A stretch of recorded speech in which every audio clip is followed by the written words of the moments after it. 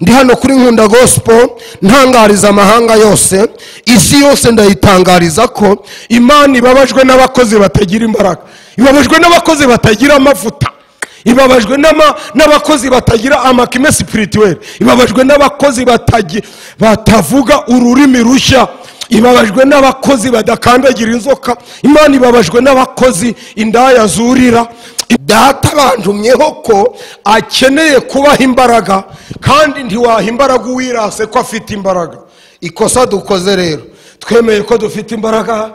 Ngewe nitwa uyu, nakijijwe muri 40, iri dini ndimaze mu imyaka 40, nakijijwe ku bwa runaka, nazuye ibi nibi, nkandagira aha, nyura aha n'aha. Irakubaza imbaraga uhagazemo none, kuko ibihe wari uhagazemo si byo uhagazemo.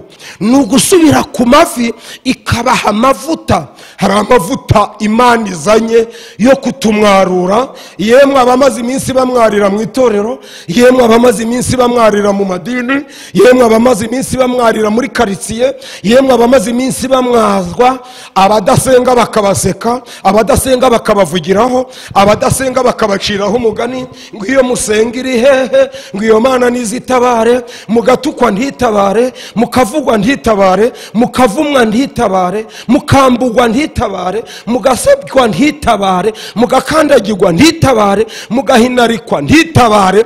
Ibatumyeho kwipanze igikorwa, operasiyo y'Imana iteguye mu izi mpera z'umwaka. Nugusuka amavuta abadasenga bakabona ko utandukanye nabo. Ndabarahiye data yabantumyeho ngo ashaka kuba mwarura. Nimukomere barabo bashirore ahubwo mvuze neza.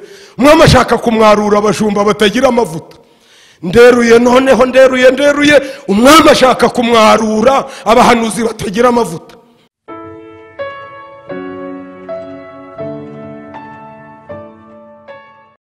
Amahoro y'Imana bakunzi ba Nkunda Gospel, tugize umugisha wo kwakira umushumba wacu. Karibu pastor. Turabashimiye, Imana ibahereze umugisha. Mbere yo kugira ibyo dukora kadusenga Imana. Ndagushimye Kristo kuri umugira neza.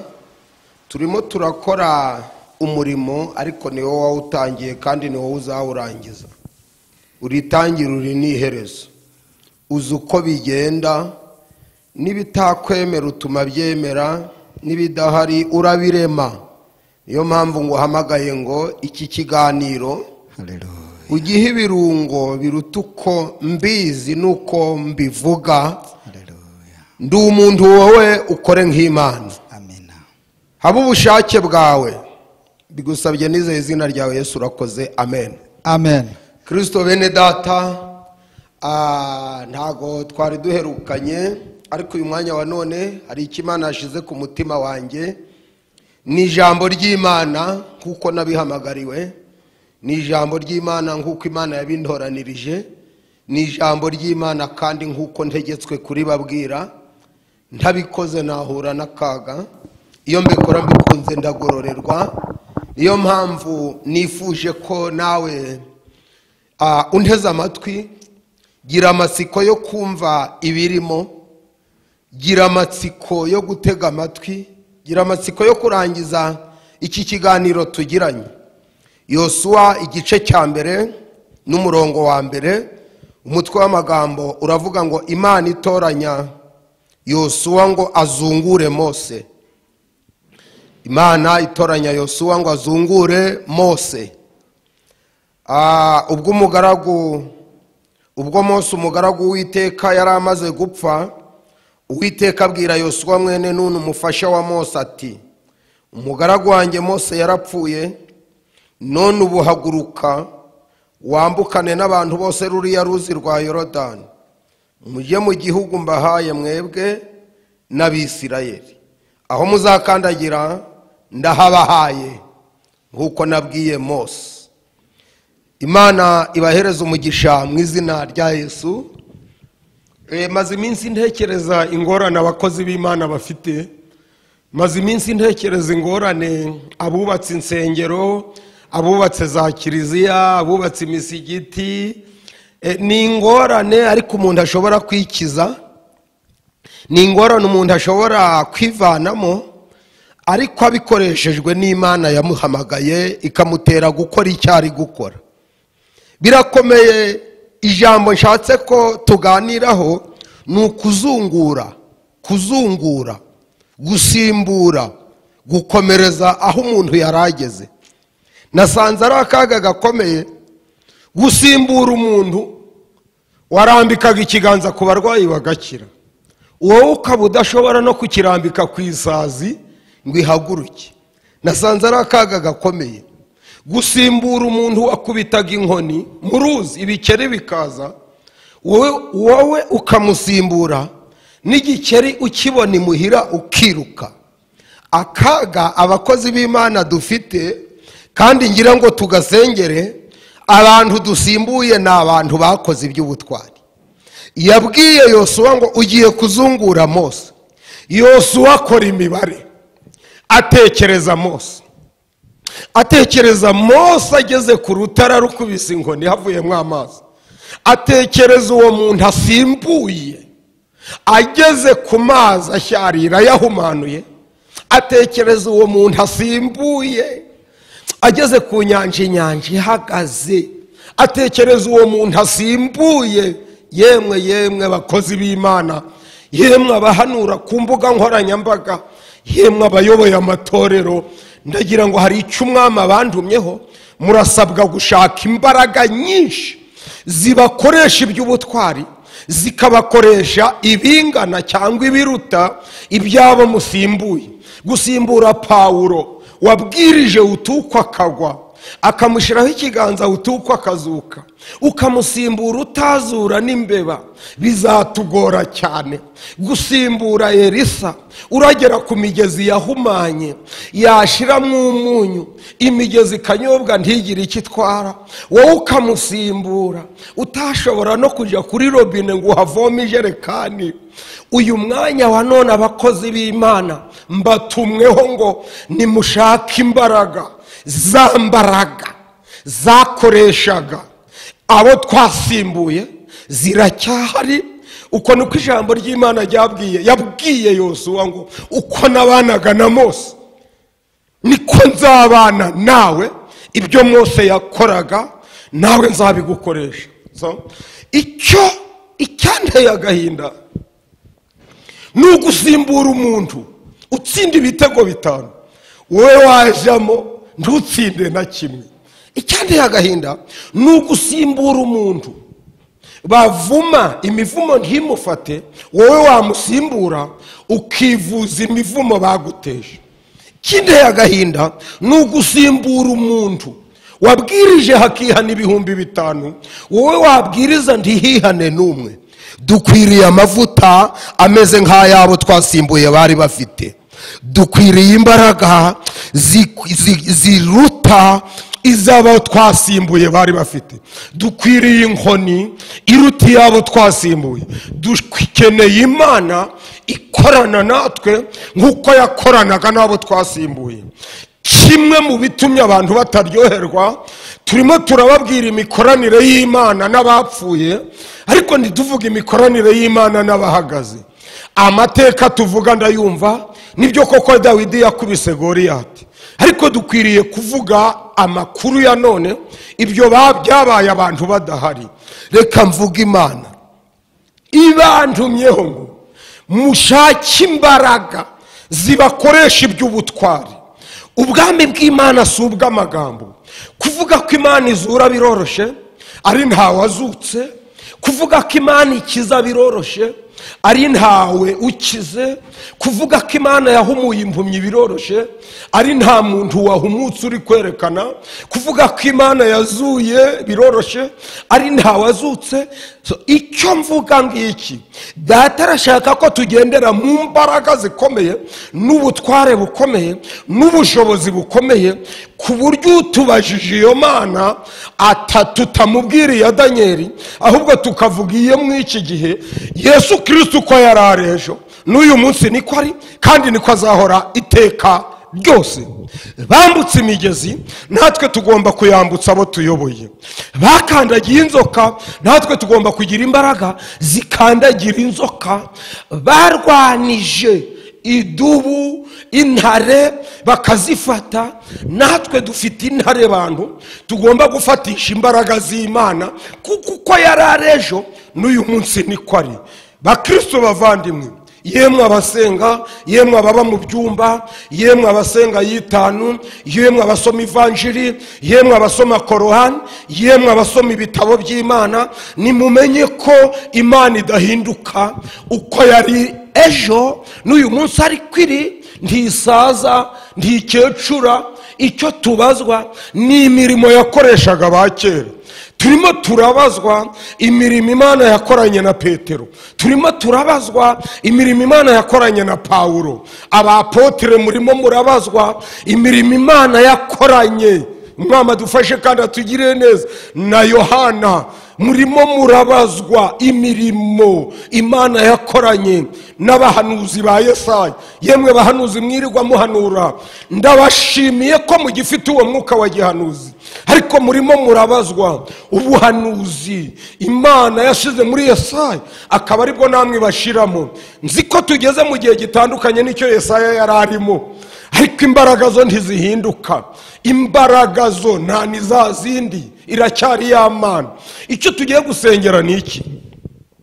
Ni ukugira ngo tuve mu byo gusebanya, tuve mu byo kunengana, tuve mu byo gutukana, tuve mu byo gutuka abakozi b'Imana, ngo ntibashoboye, ubwo badashoboye bahanurira igituma bashobora.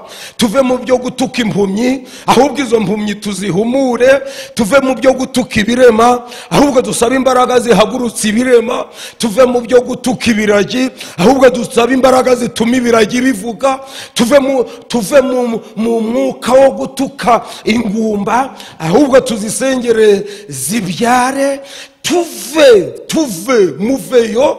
Icyo data yabatoranirije ni ukugira ngo muhagarare mu cyimbo cye. Ijambo riravuga ngo nicyo gituma turi intumwa mu cyimbo cya Kristo. Dusimbuye Yesaya wahanuye kuza kwa Yesu. Dusimbuye Ezekiyeli wahanuriye amagufa. Araidokia, Emasiadoria, Befakiadonia. Dusimbuye umuhungu witwa Ezekiyeli wagiye mu kibaya ahanurira amagufa, avamwe abantu. Va kugusebya abantu, va kuvuga badashoboye, basengere bashobore. Va kukuvuga batavuga, basengere bavuge. Va kukuvuga bapfuye bahagaze, basengere bazuke. Va kukuvuga batindi, basengere bakire. Va kukuvuga bishwe n'inzara, basengere Imana izana ibyo kurya. Ndavuga Kristo wabwirije abantu bagiye gutaha, aravuga ngo si byiza ko mbasezerera bagwisari bagwa nzira kuko batariye. Ahumanura ibyo bafite, arabitubura, maze abantu bataha bashize inzara. Icyo nziye kuri urubuga kuri Nkunda Gospel n'abanteze amatwi, nimusengera abakozi b'Imana bagabanya amagambo, bongera ibikorwa. Bavuge rimwe, bakore byinshi. Batere rimwe, rihitane eshanu. Kuko igihe tugezemo ubwami bw'Imana si ubw'amagambo, ahubwo ni ubw'ibikorwa. Dusimbuye Yosuwa amaze gusimbura Mose, yahise agera kuri Yorodani. Aravuga ngo reka ndebe Imana yabanaga na Mose ku nyanja itukura, kari yo twambukanye Yorodani. Uko niko byagenze nshuti zanjye. Amavuta arahari, imbaraga zirahari, ubutware burahari, ubushobozi burahari. Uko yahinduye Yosuwa niko yaguhindura nawe. Uko yabatije Yosuwa mu mbaraga niko yabana nawe. Mu mahanga yose umwubaha agakora ibyo gukiranuka aramwemera. Ndi kugira ngo dusenge Imana, dusenga nisengera, namwe mbasengera. Mufite ibitabo bya Bibiliya, mufite imyenda y'amatorero, mufite ibindi ntavuze ibikoresho biranga ko muri abitorero, ariko hari icyo mubura. Icyo mubura nicyo nje kuvuga kuri Nkunda Gospel. Tubuze imbaraga zakoreshaga batubanjirije. izo mbaraga nizo mubuze. Imyenda yo murayinganya, firingi murayinganya, amagambo ewana murayanganya, udukoryo muratunganya, ariko ikibatandukanya ni imbaraga zakoreshaga bo. Imbaraga zakoreshaga Mose Yosuwa yarazikeneye. Imbaraga zakoreshaga Mose ageze ku nyanja itukura, Yosuwa yarazikeneye ageze kuri Yorodani. Imbaraga zakoreshaga Mose ageze ku rutare babuza amazi, Yosuwa yarazikeneye bageze hakurya. Ndavuga Imana ivuga bikaba, yategeka bigakomera, yabantumyeho byose murabyujuje. Icyo mubuze ni imbaraga zakoreshaga abo twasimbuye. Ndi munezero, ndimo ndavuga ubutumwa, ariko nsimbuye ababuvuze ni benshi kandi bafite uko babuvuze. Nibutse umuhungu, ndashimira Pawulo ko yabuvuganye imbaraga. Ubwami bw'Imana si ubw'amagambo, ahubwo ni ubw'imbaraga. Tugabanya amagambo abantu babona imirimo. Ndavuga imbaraga nkeneye ni izari ziri muri Elisa. Ageze i Samariya hateye inzara, ntabwo yabatutse ngo mufite dayimoni. Yarababwiye ngo ejo nk'iki gihe ku irembo ry'i Samariya hazaba ibyo kurya. Urumva imbaraga azanye nizo gukura abantu mu kaga barimo. Ndavuga imbaraga zikorana n'abami. Ibyo kwirirwa tuvuga ingoma mbi ni nziza, dushinzwe gusengera ingoma ngo zibe nziza. Dushinzwe gusengera abami n'abakomeye n'abayobozi ngo bagire amahoro. Uko niko umugaragu w'Imana Yosefu ari mu Egiputa ntabwo yatutse abagiye gusonza, ahubwo yasace ikizabamara inzara. Umva umuhanuzi w'ukuri aravuga ngo nimuhunike henda gutera inzara. Ntabwo yabyirundandirijeho. Ndavuga abahanuzi batavuga ibibazo bafite, ahubwo bakavuga ibisubizo bafite. Ntabwo tuje kuri Nkunda Gospel, ntabwo nje kuhavuga ibibazo mfite, nje kuhavuga ibisubizo mfite. Igisubizo kimwe nzanyaha ni cyuko abakozi b'Imana, abapotre, abaposo, abaki ntavuze amazina amwe sinyazi, nize make, ndimo ndavuga ko bakwiriye imbaraga zingana n'izabo twasimbuye bari bafite. Prince mudafite imbaraga nk'izabo, tuzamwarira imbere y'amateraniro, tuzamwarira imbere yabo tubwiriza, tuzabasabiriza, tuzabahanga amaso, tuzabapfukamira. Kandi yaravuze ngo kuko muri abakozi banjye nzabagira umutwe sinzabagira umurizo. Icyo mvuze ngiki nuko abo twasimbuye bakoze iby'ubutwari. Unyumva? Namanukeje mu byakozwe n'intumwa, arebe Petero na Yohana banyuze ku irembo ry'urusengero. Ntabwo bajugunye ikirema, harakibwiye. Ntabwo bakibwiye ngo harema yute, ntabwo bakibwiye ngo fa ku rusengero, ntabwo bakibwiye ngo ntugaragara. Barakibwiye ngo ifeza n'izahabu ntazo dufite, ariko icyo dufite turakiguhaye, haguruka ube muzima. Ikirema kiterera hejuru kiravuga kiti mutandukanye n'abandi bakozi b'Imana banyuragaho. Mureke mvuga imbaraga zakoresheje abo twasimbuye, abo tuzunguye, abo dukurikiye. Iki kivi dushoreye kivuyemo umuhungu witwa Eliya wahagarikaga imvura imyaka 3. Iki kivi dushoreye kivuyemo umuhungu witwa Eliya wakubitaga abahanuzi 450.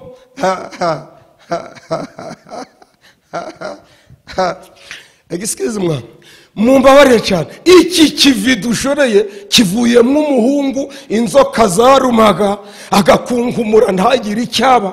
Iki kivi dushoreye kivuyemo abahungu b'Abisirayeli, Baraki na Baramu bavumaga bakavuga ngo ntidufatwa n'ibibi. Iki kivi dushoreye kivuyemo umuhungu witwa Elisa batutse arigendera, idubu ziza gushakisha muri karitsiye abatutse umukozi w'Imana. Iki kivi dushoreye kivuyemo umuntu witwa Esteri turamusimbuye.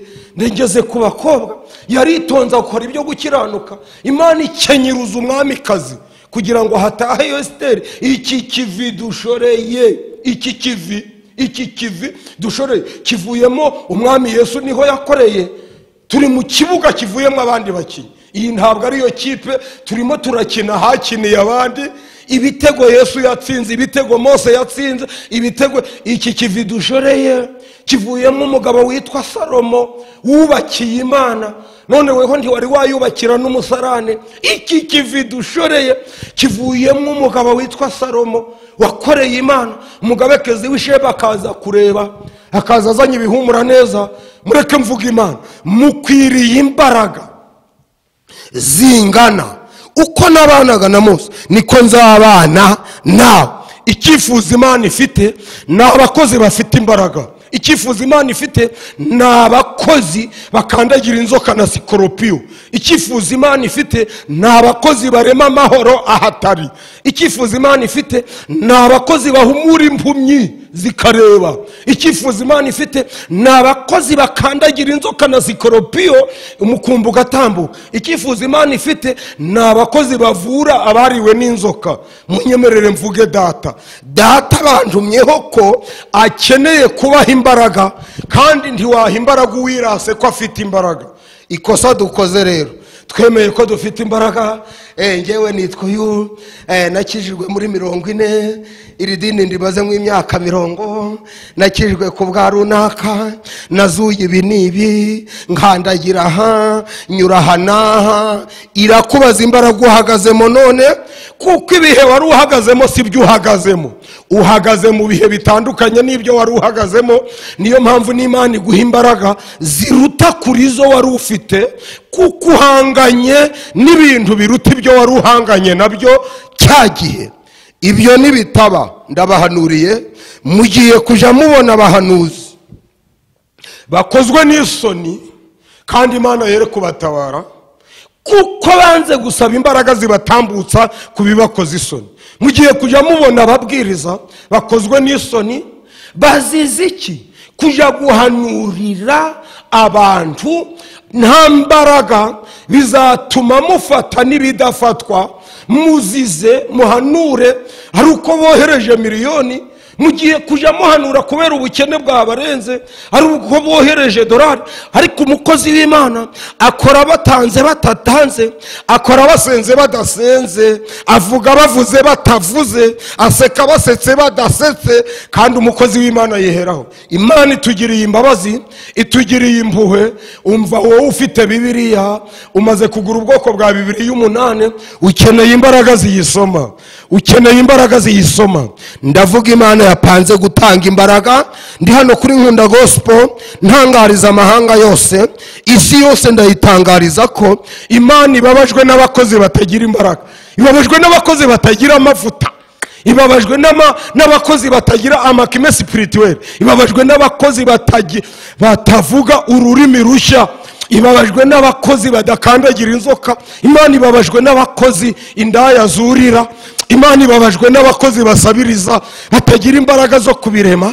Ibabajwe n'abakozi baririra abanyamahanga. Imana ibabajwe n'abakozi Satana asuzugura. Imana ibabajwe n'abakozi Satana atega ibihato bikinjira. Imana ibabajwe n'abakozi Satana hinarika akavuna imigongo. Imana ibabajwe n'abakozi bava mu inzara kubera dayimoni. Imana ibabajwe n'abakozi Satani ikeba ku myenda yabo, yashira mu mivumu akaba ariyo bataha. Imana ibabajwe n'abakozi birirwa babwiriza bakarota bari gusambana. Imana ibabajwe n'abakozi birirwa babwiriza bakarota bari kwiba. Imana ibabajwe n'abakozi Satani yahinduye agatobero. Ariko n'Imana ije itabaye iravuze ngo umva Yosuwa we, haguruka ukomere, nubwo abandi bapfuye ariko uracyahagaze. Itangaje ko igiye kubana nawe nkuko yabanaga na Mose. Hagarara ukomere kandi ushikame, ntukuke umutima. Iyakoze bya bindi n'ubira cyabikora. Ntabwo mvuze ijambo ry'inzaduka, ndimo ndavuga Imana ishaka guha abakozi tumye mu iyi si. Iza hisi igeze dusoza, ntabwo turi abakozi babwira Imana ko bikomeye, turi abakozi babwira ibibazo ko Imana ikomeye. Ntabwo turi abakozi babwira itorero ko ibihe bigoye, turi abakozi babwira itorero ko Imana ishoboye ingorane zose. Ntabwo turi abakozi babwira itorero ko hari amakuba menshi. Turi abakozi bavuga ngo amakuba n'ibyago by'umukiranutsi ni byinshi, ariko Uwiteka amukiza muri byose. ntabwo turi abakozi babwira itorero ngo mwihangane iki gihe ni igihe cy'ubukene. turi abakozi babwira itorero ko Imana ikiza, ikenesha ikanakiza, yaturokoye urupfu rukomeye, n'uyu munsi iracyaturokora kandi izakomeza kuturokora. Nshuti za Nkunda Gospel, muhamagariwe gusubira ku gasozi mwaboneragaho imbaraga. umva aho mbohereje mwese ni ukuja ku musozi ikabaha imbaraga, ni ukuja ku musozi ikabaha ubutware, ni ukuja ku musozi ikabaha ubushobozi, ni ugusubira ku mavi ikabaha amavuta. hari amavuta Imana izanye yo kutumwarura. yemwe abamaze iminsi bamwarira mu itorero, yemwe abamaze iminsi bamwarira mu madini, yemwe abamaze iminsi bamwarira muri karitsiye, yemwe abamaze iminsi bamwazwa, abadasenga bakabaseka, abadasenga bakabavugiraho, abadasenga bakabaciraho umugani ngo iyo musenga iri hehe, ngo iyo Mana nizitabare, mugatukwa ntitabare, mukavugwa ntitabare, mukavumwa ntitabare, mukambugwa ntitabare, mugasebwa ntitabare, mugakandagirwa ntitabare, mugahinarikwa ntitabare. ibatumyeho kwipanze igikorwa, operasiyo y'Imana iteguye mu izi mpera z'umwaka, ni ugusuka amavuta abadasenga bakabona ko utandukanye nabo. ndabashimiye kubwira ijambo mwumvise, kandi abafite umutwaro w'itorero mumfashe dusenge Imana idusukeho imbaraga. dusimbuye abahungu bakoreye Imana, nimushaka imbaraga nk'izabo. dusimbuye abahungu bahumuye impumyi, nimuze dushaka imbaraga nk'izabo. dusimbuye abahungu bambutse inyanja irahagarara, munyemerere dushira amavi hasi dushaka imbaraga nk'izabo. dusimbuye abahungu babwirije hihana ijana, nimuze dushaka imbaraga nk'izabo. dusimbuye abahungu intare zabonye zanga kubarigata, dukeneye amavuta nk'ayabo. dusimbuye abahungu bajugunye mu muriro, umuriro urabatinya, dukeneye imbaraga nk'izabo. 8:18 mu gitabo cyo Kuva. dusimbuye abahungu bari batuye i Gosheni, ibikeri byahagera bikanga kujayo ngo aba ni abakozi b'Imana. umva mwana wama, dusimbuye abahungu inda zarazaga zikavuga ngo nta wabahangarana abakozi b'Imana kubera amavuta bafite. dusimbuye abahungu, tuzunguye abahungu, imvura yagwaga ikamenya aho batuye ntihagwe. dusimbuye abahungu, umwijima warazaga ukamenya aho batuye. yewe Nkunda Gospel, dusimbuye abahungu, bwira ijoro rikaza ariko aho batuye ntibwire. dusimbuye abahungu, imigezi yahindukaga amaraso ariko aho bageze bakavoma. dusimbuye abahungu, dusimbuye umuhungu witwa Elisa wigeze akubita ingabo 600 ari umwe. mwama dufashe kandi atugirire neza, imbaraga ziramfashe ariko kadusenga Imana. icyo datandumye kuri Nkunda Gospel ni operasiyo y'Imana yateguye gusuka amavuta mwizi mpera z'umwaka. umbi igikozwe mwizi mpera z'umwaka n'abahanuzi bari n'amavuta. dusimbuye umuhungu ingabo zateye ari 100, arazibwira ngo zirahuma zose zimenya ko afite Imana. dusimbuye umuhungu witwa Dawidi, kari kagufiya cyane, umuntu agatera ari muremure, akakoza hirya agakoza hino. dusimbuye umuhungu ewana nka Samusoni wafashe ingunzu 300 icyarimwe, abafilisitiya bamenya ko afite Imana. dusimbuye umugabo witwa Petero wageze aho Tabita apfuye aramuzura, abahatuye bamenya ko afite Imana. tuzunguye umuhungu wa Mariya, mwene Mariya witwa Yesu, wahuye n'abikoreye umupfu ndakabura umwuka wera, arababwira ati muture musubire mu rugo. bati yarapfuye, ati oya muhuye n'umunyembaraga, amusubiza mu rugo. dusimbuye umuja wabaga kwa Namani, abwiye Namani ati ufite amapeti nkagira amavuta, kankwereka imbaraga ziri mu mavuta ko ziruti ziri apapapopo. aramudefu etradoteka yamako simango de daiganomaya, aramubwira ngo iwacu hari amavuta agukiza ibibembe. abyukana ibibembe atahabye. dusimbuye umuhungu warebaga ejo hazaza akamenya ko inzara izatera bagahunika. dusimbuye umuhungu wabaye mu nda y'urufi iminsi 3, wowe uravuga ngo guma mu rugo yarakunaniye. We yabaye mu nda y'urufi iminsi 3 witwa Yona, urufi runanirwa kumuhekenya, aho rukoze rukumva hakoreye Imana, rwakora mu gahanga kumva kabyiniye Imana, rwakora ku biganza kumva byatanze amaturo, rwakora ku nda kumva bya inda yari igaburo ryera, kora mu mugongo kumva yahetse umusaraba wa Yesu, kora mu zosa mu muhogo kumva yavugiye Imana. Urufi rwaje guhekenya ururimi rukumva Yona yasomye ibyanditswe, yaje guhekenya ku maguru rukumva yazamutse imisozi, rwaje gukora ku mavi rukumva amavi yapfukamiye Imana, ruramutinya gwanga kumuhekenya. Ku munsi wa 3 avamo. Ndabarahiye data y'abantumyeho ngo ashaka kuba mwarura. Nimukomere barabo bashirone ubwo mvuze neza. Umwami ashaka kumwarura abashumba batagira amavuta. Nderuye noneho nderuye umwami ashaka kumwarura abahanuzi batagira amavuta. Arega mbibutse ko hari n'abahanuzi budusenta bashinzwe guhanurira udusenta.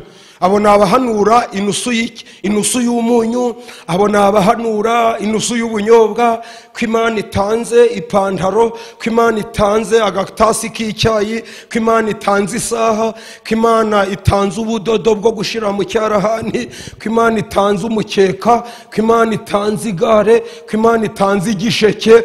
Hari ubundi hari abahanuzi impuza mahanga Imana ishaka kutumwarura. Bamaze iminsi bavuga ko tutagira Imana. Ntumuriza abantu bo mu itorero ADPR mbabwire yuko uyu mwanya wa none Imana ishaka gusuka amavuta. Ya mavuta aracahari, iracayafite. Ihuye na Eliya yari yirutse, amavuta yamushiranye, yashize muri twe ntiyashize ku Mana. Aho ndafashijwe cyane, yashize muri twe ntiyashize ku Mana, yagushizemo ntiyashize ku Mana. Imana iracyafite amavuta. Ngira mubwira ngo reba hirya ahabona gacuma arakanywa, ako gacuma karacyahari, ako gacuma niko mbadahiyemo, ako gacuma niko mbadahiyemo, aka gatasi kavuga ngo nimubyuke, byuka unywe kandi urye ku rugendo rugukomereye. Imana y'abantu myo kwitarakuraho ibibazo, ahubwo irabaha amavuta yo kubinyuraho.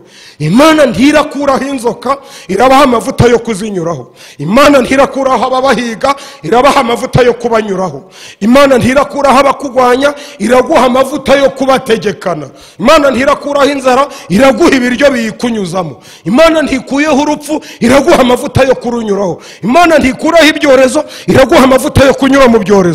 Mbifurije kwakira amavuta y'Imana, bahanuzi, bakozi b'Imana, bashumba, ba apotre, bakorera Imana mwese. Mbatangarije ko abasenga by'ukuri kabaha amavuta, abamwarura, abatandukanya n'abadasenga, abadasenga bakamenya ko mufite Imana. Fasha duhamagara Imana.